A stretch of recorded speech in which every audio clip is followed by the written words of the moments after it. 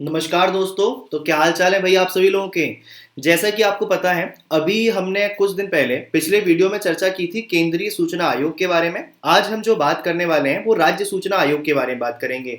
आगे बढ़ने से पहले एक बात सुन लीजिएगा। मेरी जो फ्री क्लासेस हैं अनअकैडमी पर डेली चल रही हैं, सुबह 9 बजे मॉडर्न हिस्ट्री की और शाम को 9 बजे इंडियन पॉलिटी की। इन क्लासेस को ज्वाइन कर सकते हैं और ज्वाइन करने के लिए इस क्लास के यानी कि इस वीडियो के डिस्क्रिप्शन में आपको अनअकैडमी एप्लीकेशन का लिंक मिलेगा। वहां पर जाइएगा, अनअकैडमी एप्लीकेशन को डाउनलोड कीजिएगा और वहां पर जाकर यूपीएससी सीएससी जीएस अपनी कैटेगरी सेलेक्ट कीजिएगा। मेरा नाम सर्च कीजिएगा वरुण पचौरी। वहां पर आपको फ्री क्लासेस और पेड क्लासेस दोनों देखने को मिल जाएंगी, जिन्हें एक्सेस करने के लिए आप कूपन कोड लगाइएगा। कूपन कोड लगाइएगा सिविल हिंदी पीडीएफ, CIVILHINDIPEDIA।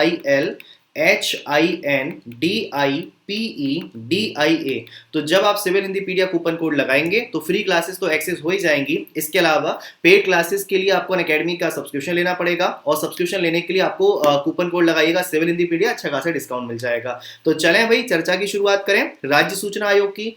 तो भाई जैसे कि आपको पता है, लास्ट जो हमारा मुद्दा था वो केंद्रीय सूचना आयोग में अपडेशन के बारे में था। तो आज का जो हमारा मुद्दा है वो राज्य सूचना आयोग में अपडेशन के बारे में है। जैसे कि मैंने आपको अभी कुछ समय पहले ही बताया है कि राज्य सूचना आयोग और केंद्र सूचना आयोग दोनों की स्थापना किसके माध्यम से की गई? सूचना का अधिकार अधिनियम वर्ष 2005 के माध्यम से की गई। इसका मतलब हम यहां पर यह कह सकते हैं कि राज्य सूचना आयोग एक वैधानिक निकाय है, ना कि संवैधानिक निकाय है। क्यों भाई? क्योंकि राज्य सूचना आयोग की जो स्थापना है वो विधि के माध्यम से है, ना कि संविधान के माध्यम से। इसके अलावा अब हुआ क्या है? हुआ ये है, इस कानून में यानी कि सूचना का अधिकार अधिनियम वर्ष 2005 में संशोधन कर दिया गया।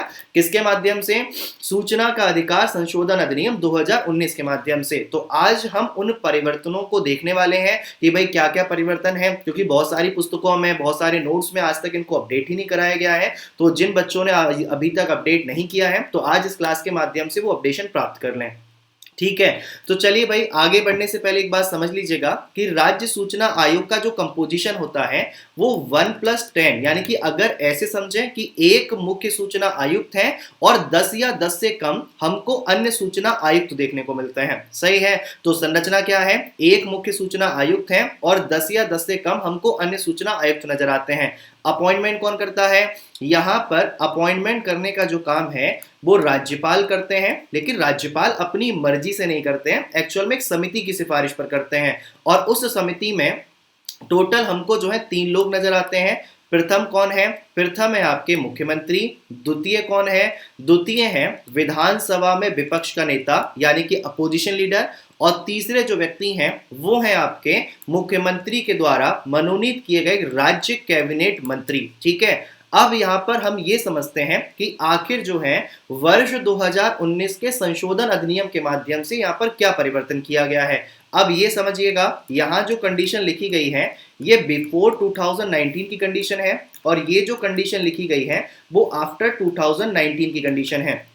ठीक है, तो सबसे पहले हम जो बात करेंगे वो बिफोर 2019 की कंडीशन के बारे में बात करेंगे। तो देखिएगा, राज्य सूचना आयोग के अध्यक्ष और सदस्यों का कार्यकाल 5 वर्ष होगा या जब तक कि वो 65 वर्ष के नहीं हो जाते, इनमें से जो भी कम हो। यानी कि अगर हम यहाँ पर बात करें, राज्य सूचना आयोग के अध्यक्ष और सदस्यों का जो कार्यकाल बताया गया है वो 5 और 65 का बताया गया है, यानी कि जो भी इनमें से पहले हो जाए। यानी कि आपको जो है या तो आपको 5 वर्ष काम करते हो जाए या आपकी आयु 65 वर्ष हो जाए। अब लेकिन अगर वर्तमान स्थिति देखी जाए तो वर्तमान में हमको ये नजर नहीं आता है। वर्तमान में कुछ परिवर्तन किया गया और ये परिवर्तन किसके माध्यम से था? ये परिवर्तन था सूचना का अधिकार संशोधन अधिनियम वर्ष 2019 के माध्यम से। तो कहा गया है राज्य सूचना आयोग के अध्यक्ष और सदस्यों का कार्यकाल केंद्र सरकार के द्वारा निर्धारित किया जाएगा और 65 वर्ष की आयु की सीमा पूर्व की भांति रखी गई है। यानी कि अगर यहाँ पर देखा जाए कि अध्यक्ष और सदस्यों का कार्यकाल, यानी कि यहाँ पर जो पहले 5 वर्ष था उसको कौन तय करेगा? उसको आपकी केंद्र सरकार तय करेगी। यानी कि एक्स की वैल्यू यहाँ पर क्या होगी वो केंद्र सरकार डिसाइड करेगी। और यहाँ पर अधिकतम आयु सीमा क्या रखी गई है? अधिकतम आयु सीमा 65 रखी गई है। तो ऐसे में कह सकते हैं कि भाई राज्य सूचना आयोग के अध्यक्ष और सदस्यों का कार्यकाल केंद्र सरकार के द्वारा डिसाइड किया जाएगा, लेकिन 65 वर्ष आयु की जो अधिकतम सीमा थी वो अभी भी पहले की भांति है।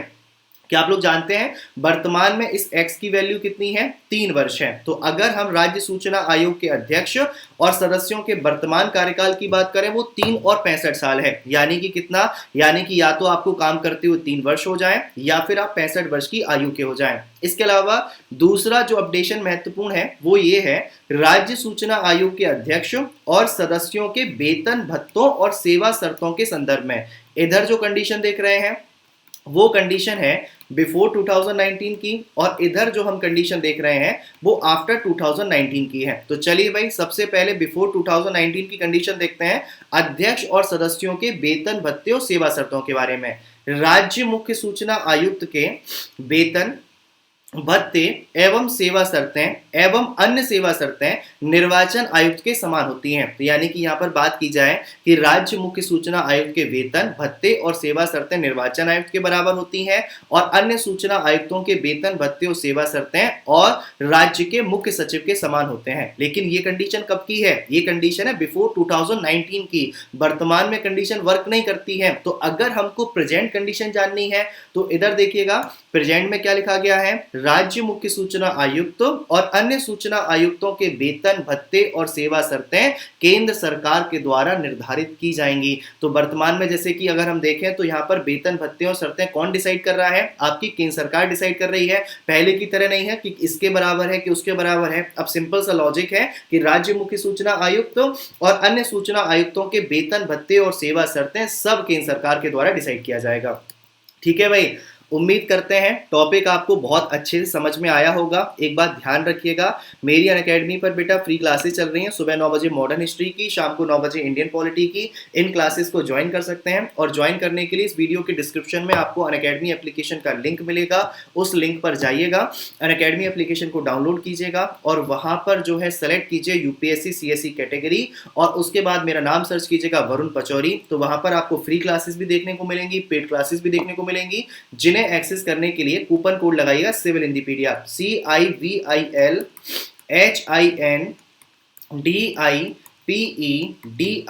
तो जब आप सिविल हिंदीपीडिया कूपन कोड लगाएंगे तो आपको यहाँ पर जो है फ्री क्लासेस तो एक्सेस हो ही जाएंगी, और पेड क्लासेस के लिए जिस सब्सक्रिप्शन की जरूरत पड़ती है उस पर अच्छा खासा डिस्काउंट मिल जाएगा। ठीक है, चलें भाई, तो चलिए, तो खुश रहिएगा, हंसते रहिएगा, और वीडियो को लाइक करना भूलिएगा नहीं। ठीक है, तो वीडियो को लाइक कीजिए, चैनल को सब्सक्राइब कीजिए और ज्यादा से ज्यादा वीडियो को शेयर कीजिएगा। तो खुश रहिए, हंसते रहिए, मुस्कुराते रहिए, जल्द मुलाकात होगी। धन्यवाद, थैंक यू सो मच, ख्याल रखिए।